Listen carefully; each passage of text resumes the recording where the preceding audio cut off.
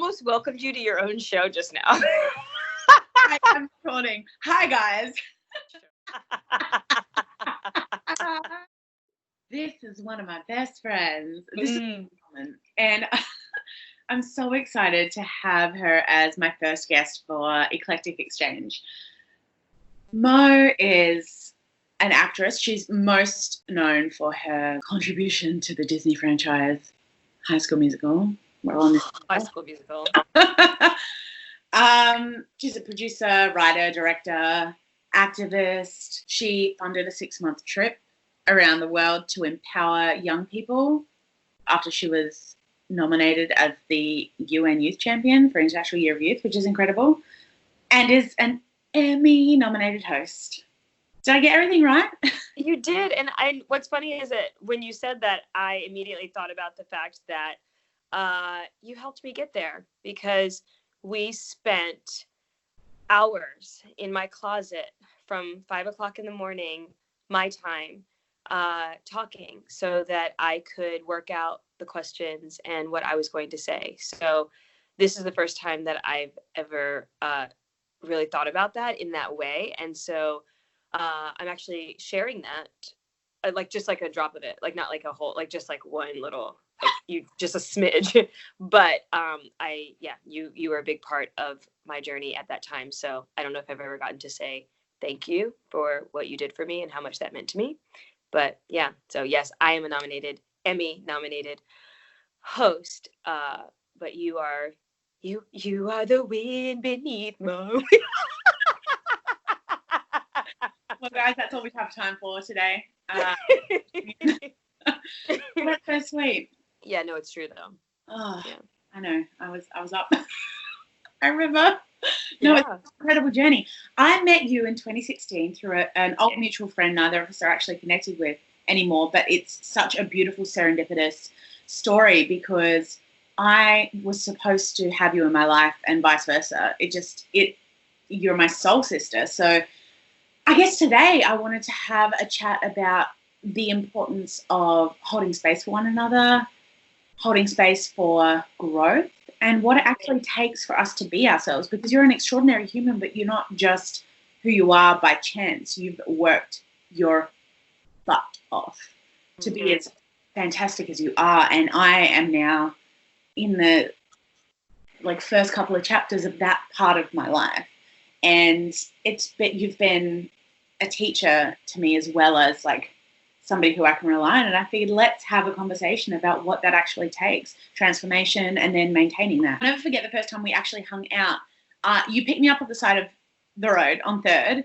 We never really spent time together. And I get in the car. Literally, it's so funny. It's it sounds like you're hanging out. Like you had come to LA to basically have this experience and come all the way around across the world to grow.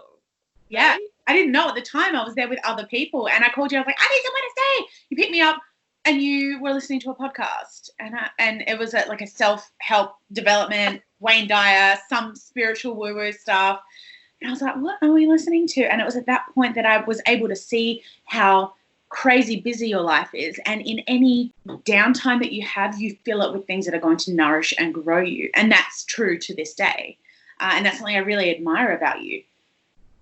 How did that all start? That's a great question.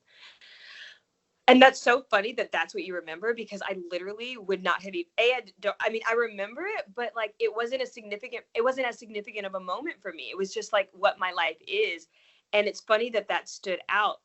And for me, I think it started because I realized that I needed to champion myself, and the industry that I'm in is very challenging. I came into it because I wanted to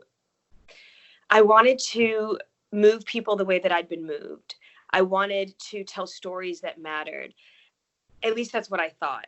But then I also quickly learned that I wanted to be seen and I wanted to be loved. And with every time I walked into an audition or all the things that I didn't give back to me the way that I'd given. And it actually took from me. And so I think I started to realize that there is no such thing as downtime. I mean, yes, self-care, but that our downtime can be filled with things that actually fuel us and propel us and move us forward. And so I just kind of developed a habit years ago to use the time between things, when I'm traveling, when I'm walking, for empowerment and to fill myself with things that actually fed my soul and gave me the words or the tools to survive life, basically. I've said it many times. You are a walking book. You have so much wisdom just like tucked away in your tiny little being. And have you always been somebody as profound as you are? Or is it something that you've done the work, you've acquired information, and now you're able to translate it for other people? That's a great question. So I've always had the spirit. I didn't always have the tools. So when I was younger, I had the ability to manifest, but I didn't understand what I was doing. And I had an interest in things that were helpful. Like I was just, I mean, honestly, kind of weird to everyone else, probably. Like the stuff that I liked and looked at and read and listened to, which you're like, yes, and you're still weird, Mel. Bit of a weirdo. we are. And, and so I think I hid those parts of myself. And as I've gotten older, I lead with that. I let people see me. I let people know, I let people in and know what it is that I'm actually doing. So I've always had, I'm one of those people that even when I was a kid, I felt late. Like when I was 10, I was like, that is my last single digit of my life. And then when I was like 19, I was like, this is the last time I will ever be a teenager. Like, I literally feel like I came out like, why haven't I changed the world yet? Like, and I've only been here for 5 minutes. So I definitely just always, that was natural to me. That feeling that there was something more, that there was something bigger. And I was really blessed to have a mom that supported my inner being. And at like 8 or 9 years old, I'll never forget, she told me, you are going to be an asset. You are going to be someone that people want to hear from. And it's so interesting because at that time, I could have never imagined that. And she's told me that throughout my life. And I don't think I realized at that time what she was doing was speaking life over me. She was believing something for me that I couldn't believe for myself because I had no experience or understanding. But she connected the deepest part of my like knowing of, yeah, I do feel like there is something that I'm supposed to do, or there's a reason why I'm here. But, we have insecurities, we have doubts, we have trauma, we have these things that we experience as human beings that limit our perceptions of what we're capable of. I love what you said about how your mum saw you and provided space for you to be all that you are supposed to be, because that's exactly what you did for me. You met, you allowed me just to play. You didn't tell me who you thought I was. You just allowed me to speak. You were silent. And then when I finished speaking, you would then provide feedback or a reflection. And I think it's so important for people who know me personally, deeply, know that I have done a lot of soul work over the last 3 years. And a lot of that has been from spending time with you and seeing how you live and recognizing that as a person who wants to make a difference in this world, as a person who wants to change people's lives, it is imperative for me to do the work for myself. Yeah. First and foremost. Yeah. And it's so funny because you were very different, right? Like we looked different. We even have our glow up photos. Put that photo now. Amazing. We're like our before and after. And it's so interesting because, people like all the accolades, and I know I was kind of acting up in our intro, but all the accolades, I think I don't wear those as badges. I wear what I overcame to achieve those things as badges. I wear the journey as the patch that I get to wear, or the pin that the feather in my hat, if you will, is really in knowing all that it actually takes. And I think that's the texture of people, right? Like that's what gives us our texture. And that's why when you see Michelle Obama, or you see, you know, these powerful women or people, the ones that you really connect to, you know that there's something about them that you don't actually see. And you know that the way that they got there was probably something that you may or may not have been through. And it's funny because I've always seen you, but you didn't, and your personality was so, I mean, gosh, so bright, so vivacious. And anyone who's probably ever met you has been like, oh my God, Shauna's amazing, like so delightful. But what I saw, it's true, keep that, because what I'm about to say is probably not going to be nice. What I saw was the pain that you were hiding behind your smile. Yeah. I saw who you were wanting to be by choosing to be so positive. And I had an experience earlier in my life where someone said to me, you can't motivate other people into your own action, Mo. That's what I was going to say. You and I used to. And we're really great mirrors for each other. And that's why our friendship is so unique, because we really do show each other our true selves. But you did and continue sometimes to motivate and hide behind your motivation and avoid doing real work and having real conversations and really looking at how you need to grow. And that's exactly the same with me and my joy. Like I have Strong Woman, and I built this whole brand from the ground up and got to a point, like I came to America for like the first time by myself to hang out with you and write a Strong Woman book. And that's simply because, and I didn't write the book, it's still coming, but it's because I was avoiding doing the work myself, and I was so obsessed with like lifting something out than like going within. Yeah, absolutely. And I think that is so common for women, and I want to say men as well. We all have our distractions, and we all have our distractions that we label as something good. And it's not that it's bad, but is it productive? Is it actually serving everybody in the way that, like, I want to bring joy to people? Am I actually bringing joy to people from a place of overflow, or am I just doing it to deflect?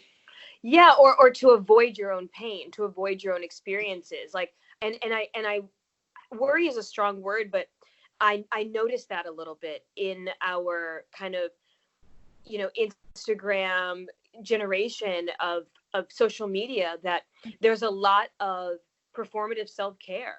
There's a lot of, well, if I post this thing or I look this way, we want to avoid negative feelings because we want to keep our vibration up, which is all true, right? Like we do want to operate from this place, but pain is actually the entry point for our progress. Yeah. That when we experience pain, when things are hard, that's actually often what's setting us on the right course. And being comfortable is sometimes what's keeping us stuck and not moving forward. So I think if we can shift our mindset to realize that when we're in that positive place, that doesn't necessarily mean that we are progressing towards what we ultimately desire. And when things are hard and bad, we don't need to run away from them right away. We can actually look at them and journey even deeper, because there's something that it wants to show us. Our emotions are templates, and there's information in them that we can access and use to kind of help us determine where we should go next.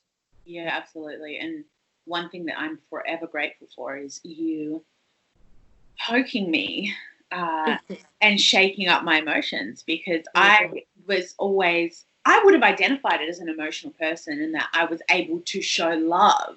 But there's a difference between being able to share your emotions with somebody and really communicate and go within and explore those emotions. I used to wear, speaking of badges of honor, I used to wear the fact that I haven't cried since I was 17 as like a badge of honor. Like, I'm really strong.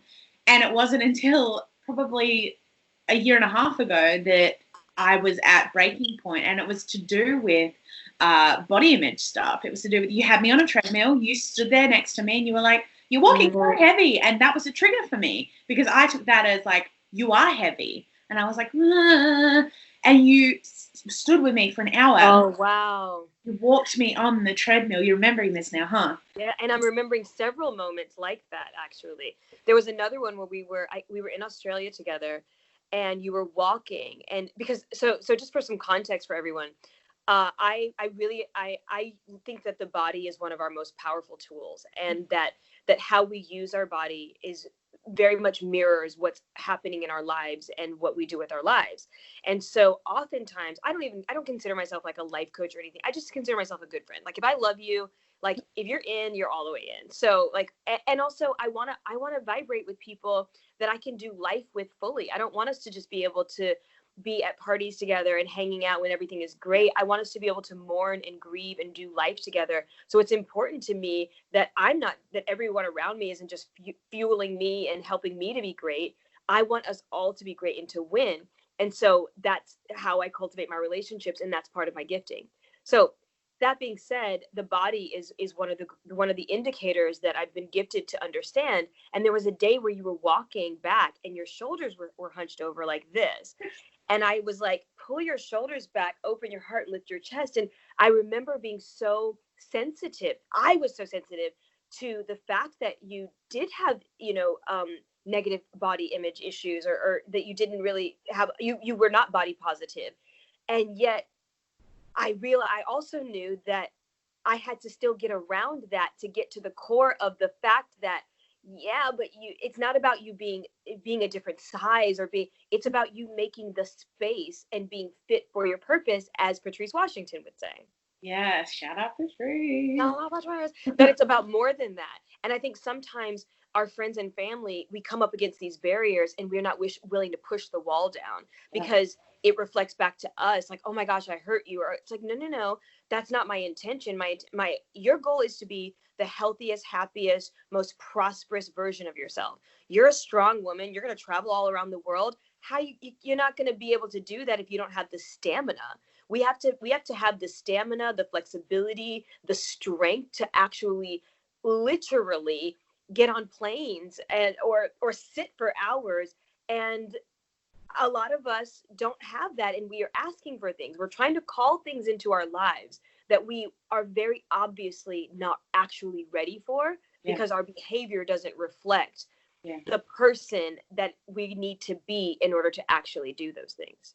And I think to your point about being fit for your purpose, I think the problem that I had before, and it wasn't really a problem, I don't want to label it as a problem, but one of the challenges I had, I didn't value my health and wellness because I couldn't identify what my purpose was. So if my purpose was to be sitting in an office as like doing admin, I wasn't inspired by that. And that's not to take anything away from people who work in an office and like, if that's your calling, that is amazing. And, you need to be able to live life accordingly, like carry your body a certain way. But for me, like, as you said, I need to be on planes. I need to do all these things. Am I physically, spiritually, emotionally equipped and mature and strong enough to withstand the lifestyle? And because I didn't have the purpose, I didn't see value in elevating myself. Right. And also, I think we don't realize that we don't get the evidence before we do the process, right? So you would look around and be like, I know, but you have all these things, or you're already an actress, or you're all these things. And we don't realize that we don't start out being the thing, we become it. And every step that we take, every choice that we make is either becoming more or less of that thing. And another thing that you brought up before was about punishment. You used to look at growth and self-care with like the biggest eye roll, and just like you literally were like you felt like it was something that had to beat you up. And I can't remember exactly how you would say it, but if you wanted to share a little bit about, I just think that's so fascinating, your journey of going from being someone who kind of like punished yourself into your goodness, and then to be like, whoa, I can actually love myself. I'm not fully who I am if I can't love myself to this place. Yeah, absolutely. I think it stemmed from the fitness aspect, because I'd always viewed exercise as a punishment. Like, oh, you eat crap, you have to work extra hard to, balance that and to lose weight and do this and do that. So that, I guess, was where it started, because you made me realize that feeling good should always be the focus, and honoring the vessel that is carrying you through life should actually be the reason why you want to work out and why you want to be better. So I guess that's kind of where it started. The seed was planted.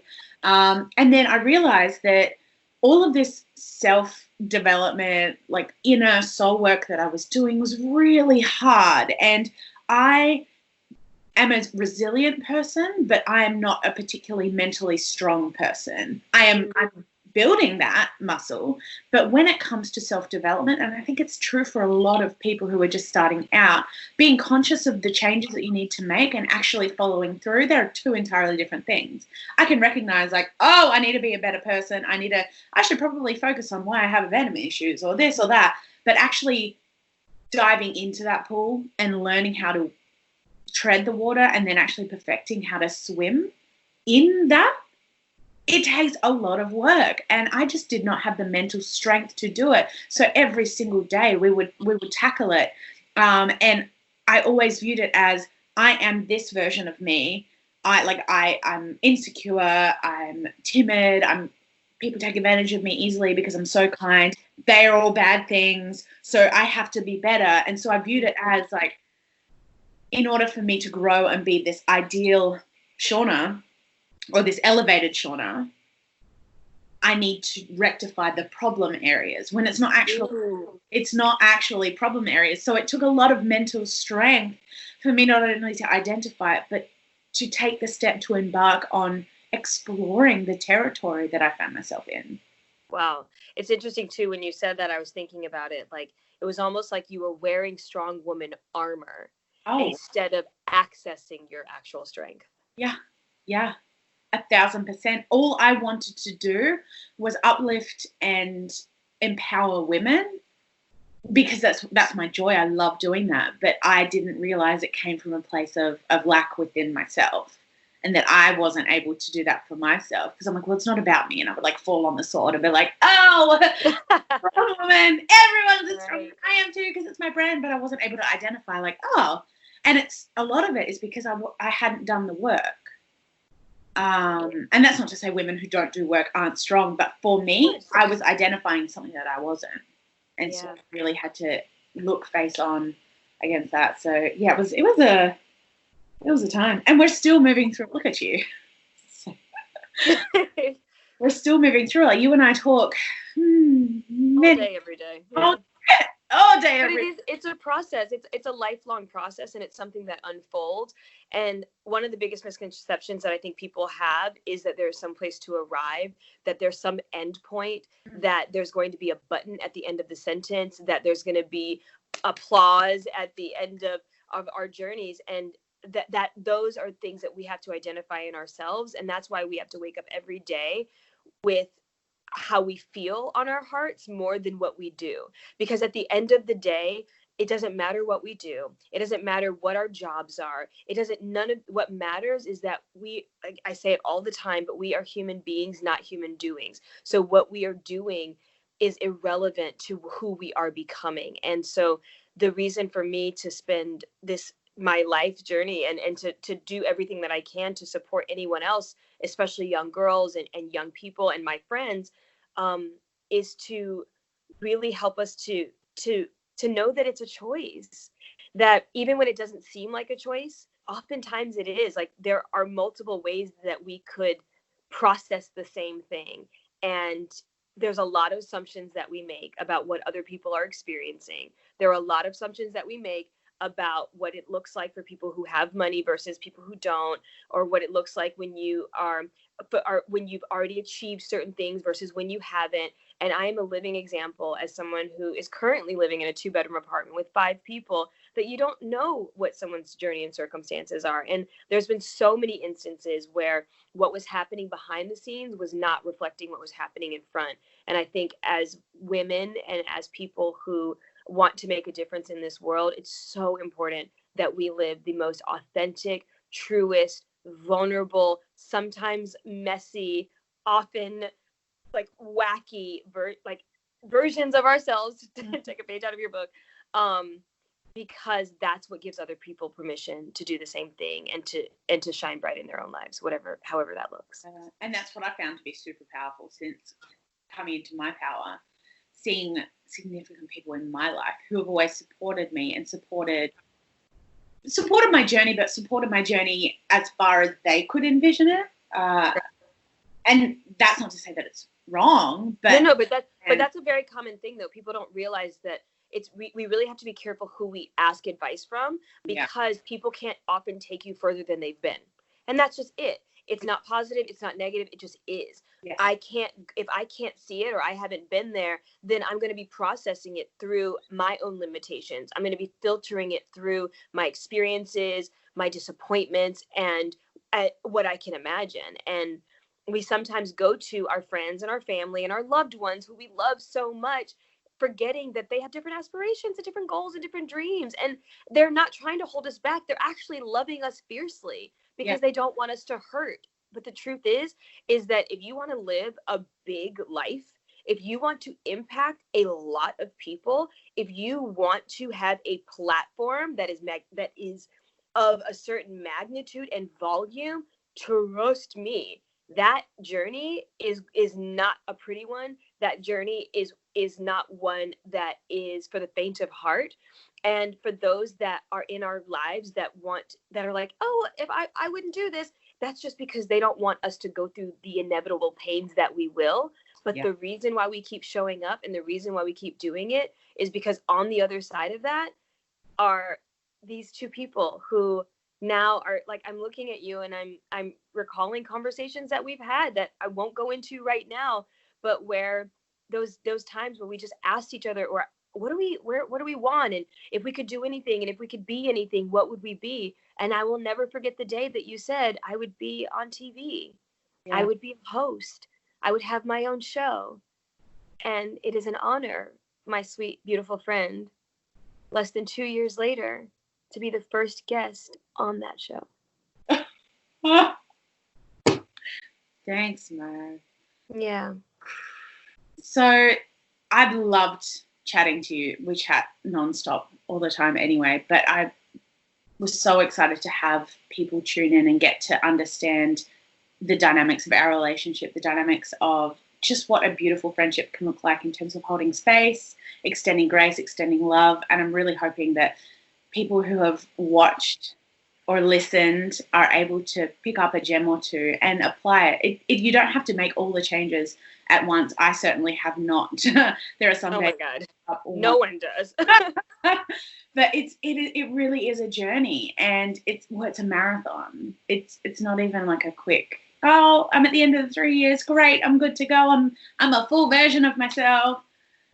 It really takes work, and it takes consistency, as you said, and it takes a lot of grace and self-love. So thank you so much for providing the space for me to grow.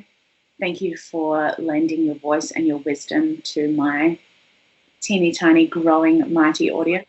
Oh my God. Go away.